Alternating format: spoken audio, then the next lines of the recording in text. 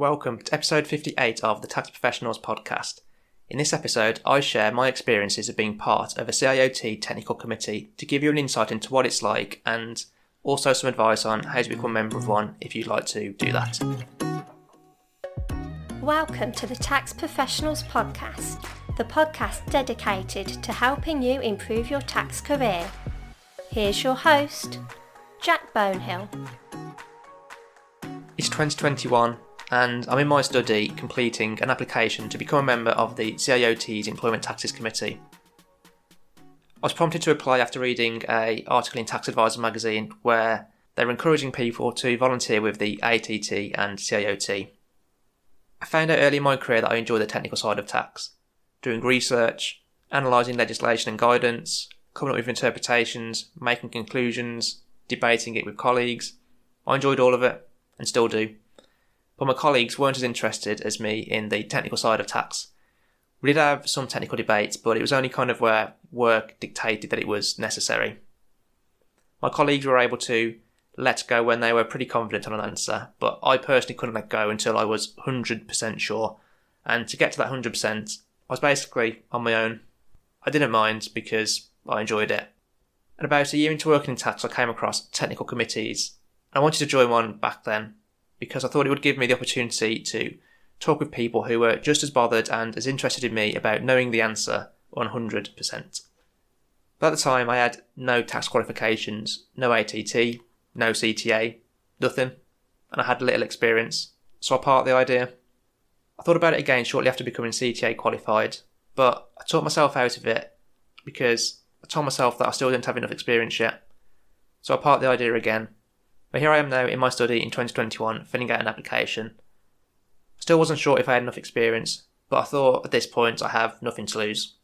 A few months later, I still haven't heard anything back. But then not long after, I see that I have an email in response to my application. The email tells me exactly what I need to do to be considered to be a member once space becomes available. And in December 2021, I attend my first meeting as an observer, as they call it. I enjoy this meeting and I'm still keen to become a member at the end of it. And in April 2022, I attend my first meeting as an official member. I was pretty happy about this because I still thought that I probably didn't have enough experience to become a member. And indeed, most of the people who are members of the committee are significantly older than me. But I suppose it goes to show that if you have the right determination, perseverance and want to do something, then kind of those numbers in terms of like age, experience, etc. are just a number and you can get around it. So I was really chuffed with that. So at this point in time, as I'm recording this, I've been a member for around 6 months now and I have a good feel for what it's like to be a member. So in this episode, I want to share with you my experiences to date to give you a bit of an insight, help you decide if you'd like to become a member yourself, and then if you do, how you need to go about doing this. So kind of in particular, I cover why I personally wanted to join, the expectations that I had before joining versus the reality, benefits of being a member, cons of being a member, what you're expected to do as a member, and how to join if you're interested. Timings for each of these sections can be found in the details section of the episode within your podcast player or by heading on over to thetaxprofessionalspodcast.com/TTPP58. Everything mentioned in this episode is based purely on my experiences and my opinion on the matter, so please don't take things I say as gospel and just bear in mind that the episode is based on my opinion.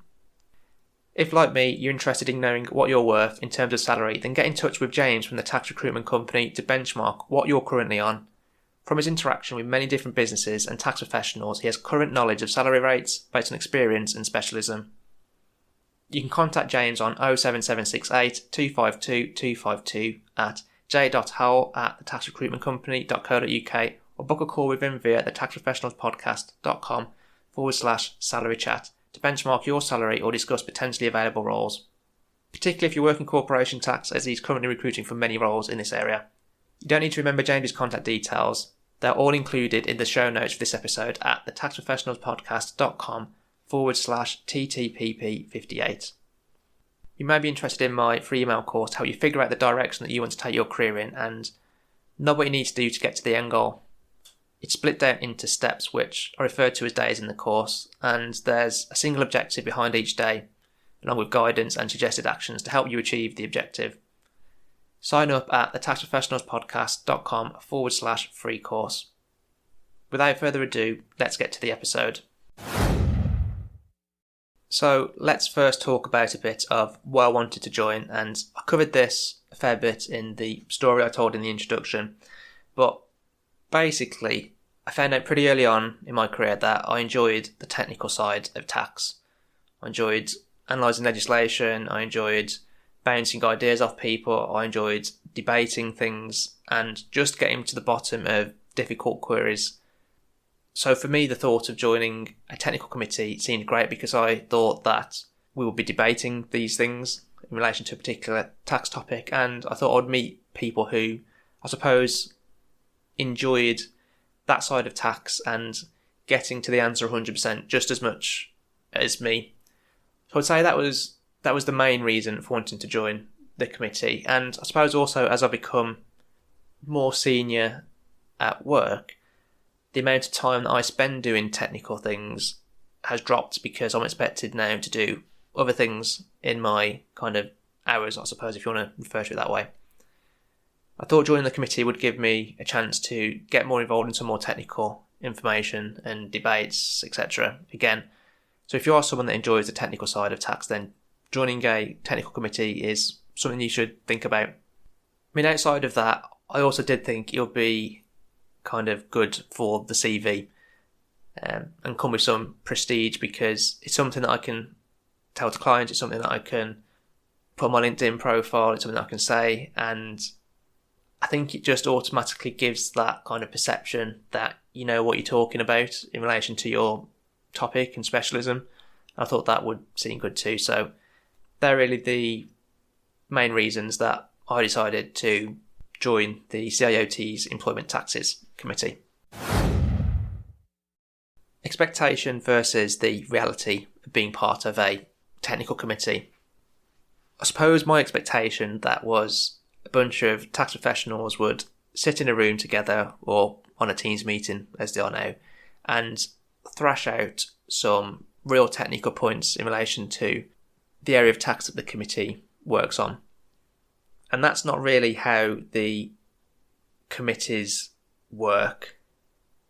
What happens, at least with the Employment Taxes Committee, is there are quarterly meetings where everyone in the committee gets together for a meeting to discuss a bunch of kind of pertinent points, important topical points in the area of tax, in the area of employment taxes. And in relation to some of the agenda, there are times where you can kind of have a bit of a technical debate, but kind of compared to the length of the whole meeting, that is only a small element, and because you don't really get the opportunity to get the legislation out, get the guidance out and do all those things, it is not as in-depth as what I expected. However, everyone that is part of these meetings clearly has a strong, deep technical knowledge for employment taxes, which is great, but there's just not much debating around those points within the meetings themselves. So what does the Employment Taxes Committee do, at least? And I presume it's the same for other technical committees as well. So what actually does the Employment Taxes Committee do? And I presume, by the way, that it's similar, if not the same, for other technical committees as well.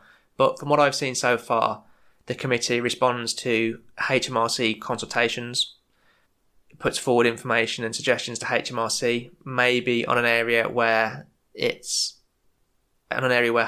guidance is ambiguous, or where there appears to be a gap in their guidance, or where they've got a contentious view that people are not agreeing with.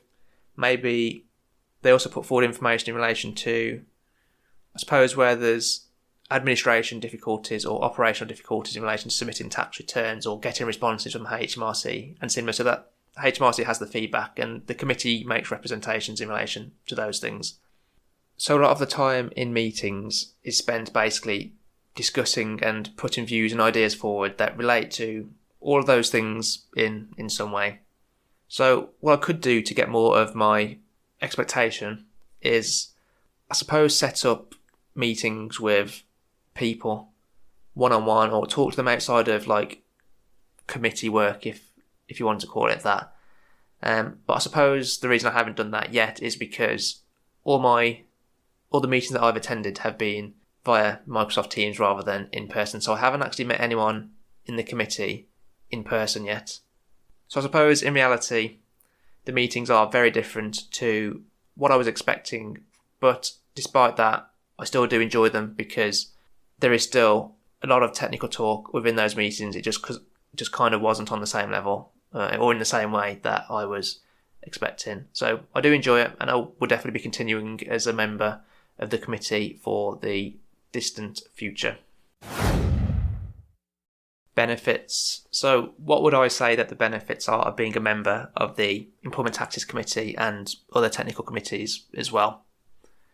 So you do get to meet lots of people with high technical expertise in their area of specialism, which is great. I suppose it helps you to increase your network and potentially ask them questions and maybe even give you potential career opportunities as a consequence of that.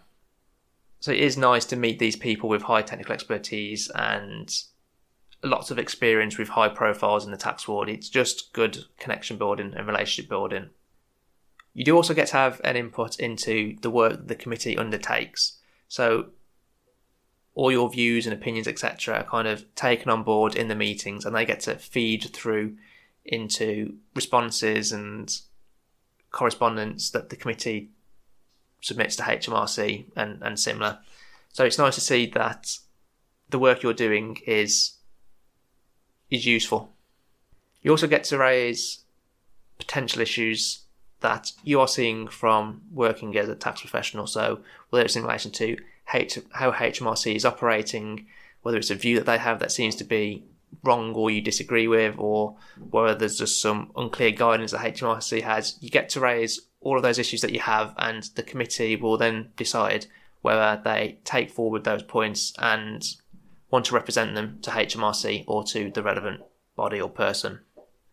That's also good because there's definitely lots of times before I became a member where I'd come across some real issues and there wasn't really any route to sort that issue that would be cost effective for us or the clients.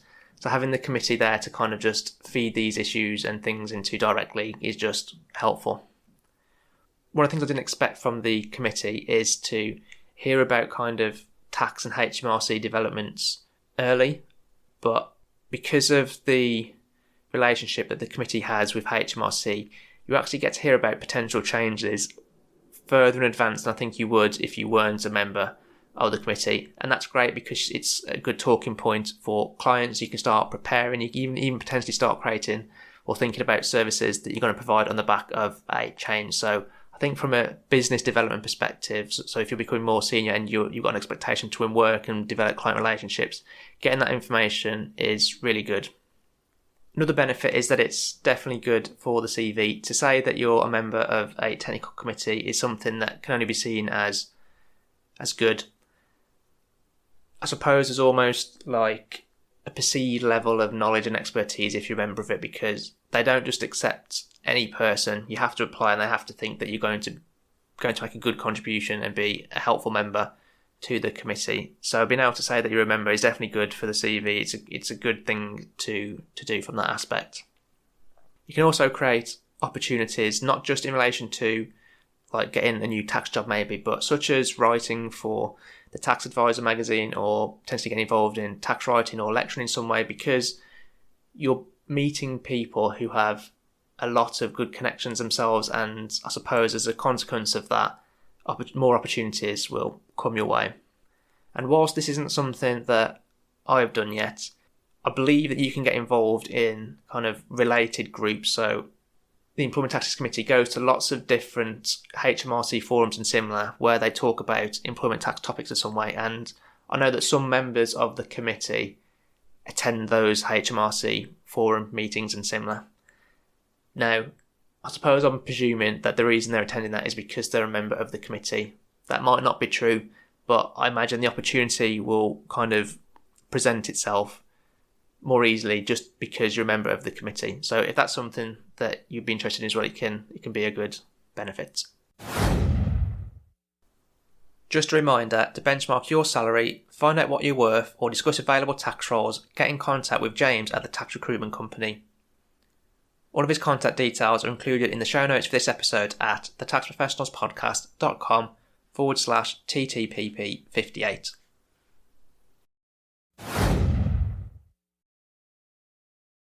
So, here are a few cons from my perspective, at least. So in the meetings themselves, there can be very little opportunity to contribute at times. There's a lot of members of the committee, and there's usually 2 hours dedicated to each meeting. So with the amount of agenda items that there are, they have to get through them pretty quickly, and because of that, you can't always add a lot of input into the discussions being made. And also, if it's in relation to kind of a topic that you're not really, well, you might be familiar with it, but you might not know a lot of detail about it because, let's say, it's just not something that you've come across at work yet, or it's not something that you advise on, then you can be sitting there and have no real input because of that. And that can be a little bit tedious. I suppose really it's just like being a part of any meeting. There's always going to be times when you don't really need to be that active in the discussions, and that can be a little bit dull. So another con is that being a member of the committee does require a time commitment. So really you should be attending all the meetings. Now obviously that's not going to be possible in all cases, and there are some times that you can be excused, and that's okay. I'm not sure what the exact rule is around that, but you do need to attend the meetings, and it's not just attending the meetings. Really, you need to prepare for those meetings to be able to contribute something useful to the discussions. So in the case of the Employment Taxes Committee, they send around an agenda and a bunch of materials that are going to be talked about within the meeting about a week before the meeting. Sometimes it's less time than that, and so you don't have a lot of time to go through it. But if you don't go through the material that's sent over, you don't prepare, then I suppose the quality that you can contribute to that meeting is just going to be less than it would be if you were well prepared. And because there is a lot of material to read, preparation can take a few hours, maybe 2 onwards, dependent on how much detail you want to go through. You could skim through it, you could ignore areas that you're not interested in, but to kind of thoroughly prepare, to give yourself the best opportunity to help and put good views forward, etc., then you do need to spend time preparing. And there will be opportunities to write, say, articles for Tax Advisor or other things. I haven't done any of those things yet, and I don't think there is an expectation that you need to do these things, but you could do. So you'll get and put as much time into that as you want to. Because of all this time that you need, and because the meetings are obviously scheduled quarterly, etc., it could just fall at a really busy time for you, and that has happened for me once already.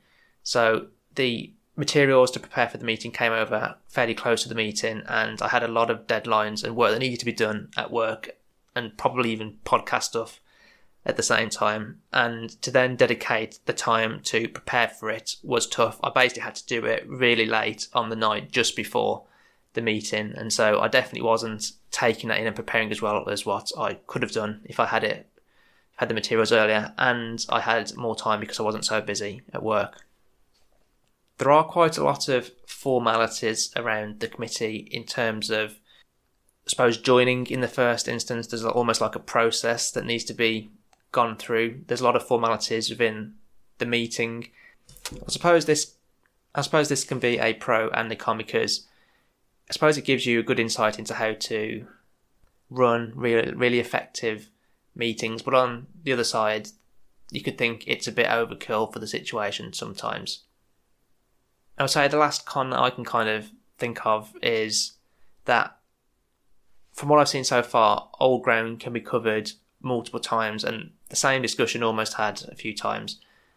That might be because that they're giving an update on something that was discussed previously in terms of what progress they've made with HMRC, for example.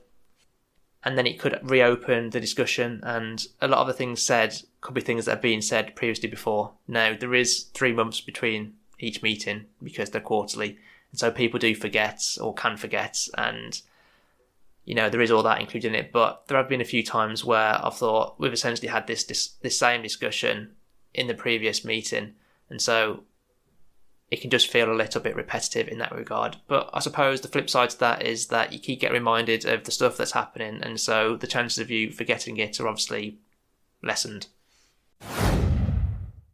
So what are you expected to do as a committee member, and how much time do you really need to dedicate? So, as far as I can tell, the bare minimum that you can contribute is attending the meetings. And in the Employment Taxes Committee, that's 2 hours a quarter. Having said that, I don't see how you can attend the meeting and contribute well if you haven't prepared for it. So I would also say you need the preparation time as well, which can take, I suppose, as long as you want it to, but the more detail and the better quality that you want to give to your preparation, and obviously the longer it would take you. And for me, I spend probably between 2 to 3 hours preparing, so that's at least 5 hours a quarter. Now, I think if I only did those things, then if I only did them for, say, like 3 years, then they might consider that I'm not really contributing enough. That is not something that's been said in particular, but as part of kind of the application process and becoming a member, you have to contribute some things. So some of the examples given is that you might need to put some suggestions forward in relation to some open HMRC consultations. That was one thing that was suggested. But actually what I ended up doing was picking out some issues that I'd had at work that I thought really needed bringing up with HMRC and explaining kind of the position and stuff on them. And I did that by kind of going back into my archives in a way and reminding myself of some issues that I've come across and then representing them to the committee by email. Then they were considered. I think really you need to do some of that as well. And if you can't really dedicate the time to do those things, then you're almost taking up a space for someone. You're taking up a space that someone else could have where they are more committed and want to contribute more to it. And so if you really just want to contribute the bare minimum, I would say being part of the committee probably isn't for you. But if you want to contribute more than that, then definitely consider it. So the contributions usually happen either in the meetings, they could be by email, they could be in relation to consultations, they could be in relation to HMRC correspondence and interaction, or it could be to do with highlighting potential issues or things to raise with HMRC. So those are things that I've seen so far in relation to contributions. So how do you actually join a technical committee if you're interested? So because I've only done this for the Employment Taxes Committee, which I'm a member of, I'm going to talk about it from that perspective in terms of what I needed to do. So it started with an application form that I completed where I believe I attached my CV and had to complete an application form, and that went over to them. I then had to wait a long time for a response. I chased quite a few times. Once I had a response, they told me exactly what I needed to do to kind of become a member, and the technical officer who deals with the Employment Taxes Committee offered to have a call with me up front so he can kind of give a bit more details, and I think probably also assess whether he thought I would be a good candidate, a good member of the committee. That might not be the norm, but I found that conversation with the technical officer to be very useful because it kind of reaffirmed to me that being a member of this committee is something that I've wanted to do. And we had a great technical debate, probably over the course of 30 to 40 minutes, which was much longer than I think the officer anticipated in having the call. And when I came off that call, the technical officer seemed keen for me to be a member. I think based on probably the information I'd given him in that meeting, maybe the way that I talked about certain technical areas and stuff, so it was just an all-round good thing. It might not be the norm, but it happened for me, and if you've applied and someone hasn't offered you this, then I can suggest trying to have this meeting, because for me it was probably a game changer. So on the back of that meeting, the technical officer talked through to me what I needed to do to become a member, the type of contribution that I needed to do up front to show interest and dedication and the want to be a member of the committee. So as I kind of mentioned a bit earlier, I went through all the issues that I've kind of noted in the past in terms of whether it's HMRC's view or them not operating in line with the law or something along those lines. And I picked out the correspondence or anything that I had and sent it over to the committee and kind of just explained it, so then they could use that to potentially make representations to HMRC. And then in that period between when I started giving contributions and when I became a member, anything new that I kind of saw from my job that was an issue that I thought would be good for the committee to represent, I sent it over to them. And if that happens, I will still do that now, because I think for me it's valuable to give that information to the committee. It's not particularly time consuming, and it can make potentially a big difference if the committee takes it on board and HMRC changes something on the back of it. So I do believe there are a limited number of spaces per committee. Don't know what the number is, but I think there are limited spaces. So in order for you to become a member, there does need to be a space available. And once a space did become available for me, I had to reapply. So I had to go through the CV and the application form again, which, to be honest, was a bit annoying. But at that point, they basically said, you'll become a member, you just need to make the application again. So I just did it, and they did accept me on the back of it, and I became a member. So what I would say is, if you fancy it, if it sounds like it's something that you're interested in, then 100% just go onto the CIOT's website and go into the technical committees page. A link to that will be in the show notes. You can see a list of all the committees, all the technical committees that they have. You can pick out the one that you think is going to be most aligned with your tax work, your knowledge, your experience, etc. And then why not just go ahead and apply for it? So it is a little bit time consuming, but to me I think it's worth it, particularly if you're as interested as I was in becoming a member. So in summary then, for this episode, I wanted to join the CIOT's Employment Taxes Committee so that I could have a range of technical discussions in employment taxes. The reality was a little bit different to what I expected. The technical committees, at least in my experience, are about helping with technical work, which is primarily to do with interaction with HMRC, consultations and tax policy. There are plenty of benefits of being part of the committees, which include networking, enjoyment, good experience, getting insights up front in relation to potential changes. All those are some great things. From my perspective, there are also some cons, and I'm sure there will be some for you too. At least the main ones for me is that you do need to commit a decent amount of time, and you can't always necessarily determine when you commit that time, because there are set meetings and you obviously need to prepare for them, etc. And it can end up clashing with a period where you're busy at work or in your personal life too. Applying is straightforward, but it does kind of take a long time from the point of application to becoming a member, if that ends up being the end result. It does require a lot of chasing to move things forward to get to the point of joining, and sometimes there are really slow responses from the people responsible for dealing with the committee. So I would recommend it for anyone with an interest in the technical side of tax. Why not give it a go? You'll get some useful information, get some good experience, and if you decide it's not for you after being a member, then you can always leave. But I think once you become a member, you'll probably want to stick it out. You can access the show notes for this episode at thetaxprofessionalspodcast.com/TTPP58. And this will include a link to the CIOT's Technical Committee's webpage, along with other details and links mentioned throughout the episode. The previous episode of the podcast is on strategies to win more tax work with guest Mark Lee. I wish I'd had Mark's advice about 3 to 4 years ago. So for anyone who's starting to think about winning work, or just anyone that would like some new ideas, this is actually a great episode. The next episode of the podcast is an insight into what it's like to be a tax barrister with guest Harriet Brown, who, would you believe, is a tax barrister. And this episode will go live on the 10th of October. And this is going to be the first episode of a series that I want to do, which is to do with insights into different tax roles. So that's kind of going to do exactly what it says in the tin. I will interview people that work in particular roles or have worked in particular roles to get an insight and share information about what it's like to work in those roles. To make sure you didn't miss out on this episode or any future episodes of the podcast for that matter, subscribe or sign up for email notifications at thetaxprofessionalspodcast.com/subscribe. The emails will give you a brief summary of each episode, and episodes are released bi-weekly and on Mondays. But that's it for this episode. I hope you liked the episode and have taken away some useful points to help you to progress, develop and improve your tax career. Until next time.